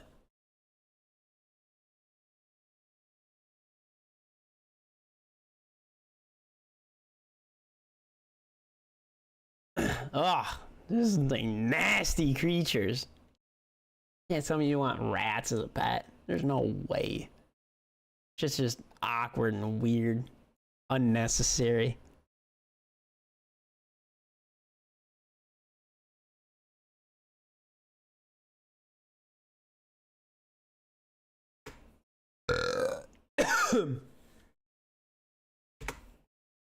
I'm getting really thirsty. I'm looking for like, I guess I don't really know.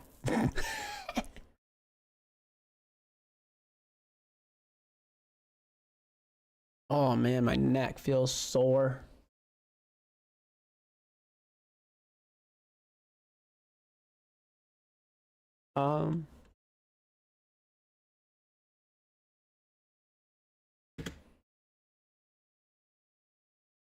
The thing is too, it's like I think it would be cool to make videos of like taking a stock or taking an index fund. It doesn't have to just be individual stocks, but like index funds, mutual funds, taking different asset holdings and pitting them against each other, like versus which one's better, and talk about like the opening, the closing date, the expense ratios, the Sharpe ratios, what their past trajectories have been, what their future projections could be. And I think it would be really cool to just do that. I think that, and then like every video, it's just like, okay, this one versus this one versus this one, and just like have it never ending, because there's just endless amount of ticker symbols in not only America, but in the world in general. And that would be something I always hear that there's an audience for everything. But then at the same time, it's like, is that where I have to start a new YouTube channel? Or could I potentially just like regenerate the growth on this YouTube channel with doing that? I don't know.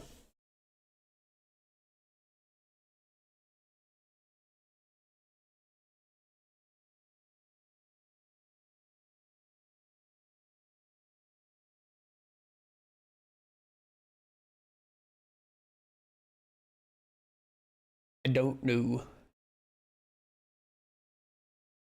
But I mean, it's not like I'm making money off of it. So in all honesty, I should probably just be doing whatever I want to do on YouTube and just seeing what takes off. And I think that's kind of what gets me though, because that's something I've noticed. To grow, every YouTube channel that I watch, they have their niche. And I've noticed that's super important, because like when I go to Kirk Price, I specifically go to him to watch bear hunting videos. Like if he posts a vlog, I'm not gonna watch it. If he posts bear hunting video, I'm going to watch it. FaZe Jev, I pretty much watch all of FaZe Jev's videos, except for the ones with no webcam. Like I actually have noticed that I watch Jev for Jev. Like no matter what game he plays, I watch Jev. If he reacts to something, I watch Jev. Like I don't care what he's reacting to. I care what he has to say about it. Jev is the only creator on my subscriptions list that I actually care about, like watching his content no matter what. And I mean, I want to be that way for somebody else. Like it's like, hey, tonight I am playing video games. Tonight I'm going to play Halo. Tomorrow night I'm playing this. You know, today I'm just going to be riding my bicycle with camera. Tonight I'm going to be just sitting here talking. Like, oh man, that would be great. But no, like I've noticed though, but like when I go to Humphrey Yang, I know that I'm going to him for financial videos, and that not only are they financial videos, but they all talk about a similar topic of in finance. So I know exactly what I'm going for, and so I basically watch all of them. So if he was to post a video about, like he posted a video, for example, this is months ago, about like why he's still single. I don't care. I don't care. I'm not going to watch it. And that's not me being rude, but it's me being real. And it's me sitting here as a content creator myself going, okay, I need to find something that I absolutely love to do, that I want to do every single day and want to learn more about naturally, and then share my knowledge with somebody else as well. And then I need to keep being repetitive about it every day, every day, every day. And I'm not saying I have to post every day, but I have to, like I said, be never wanting to stop the momentum of learning, right? Because like Game Ranks, they come out with gaming news all the time, new big gaming stuff, top 10 shit all the time.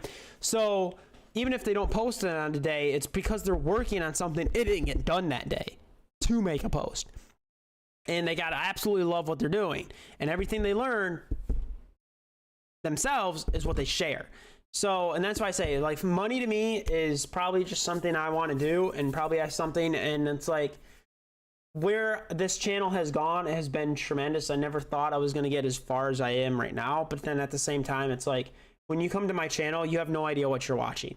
Are you watching a game review? Are you watching funny clips? Are you watching a montage? Are you watching this Call of Duty, Fortnite, football? Like, it's just a montage of shit. And it's just junk. It's like, it's just junk. And I think for starters, I need to create something that when people come to my channel, they know exactly what they're going to get out of it for the most part.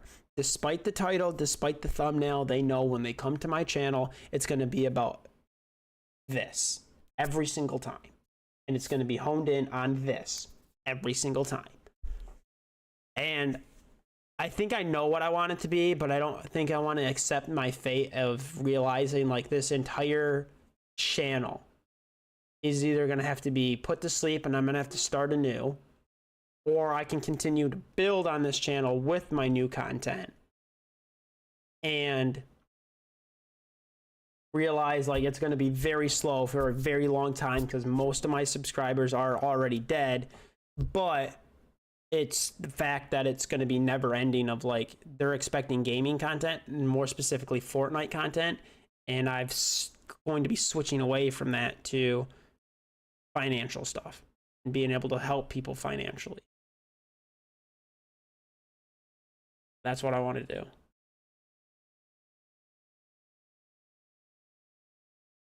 But I'm going to end the stream here. 2 hours. Got YouTube and Twitch. Kick didn't quite make it to the 2 hour mark, but hey, I'm glad that I can stream without problems to 2 platforms. The 2 biggest platforms is the biggest thing to me. It's phenomenal.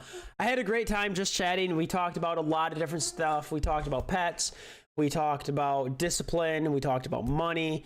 We talked about football. We talked about some big news going on in the world.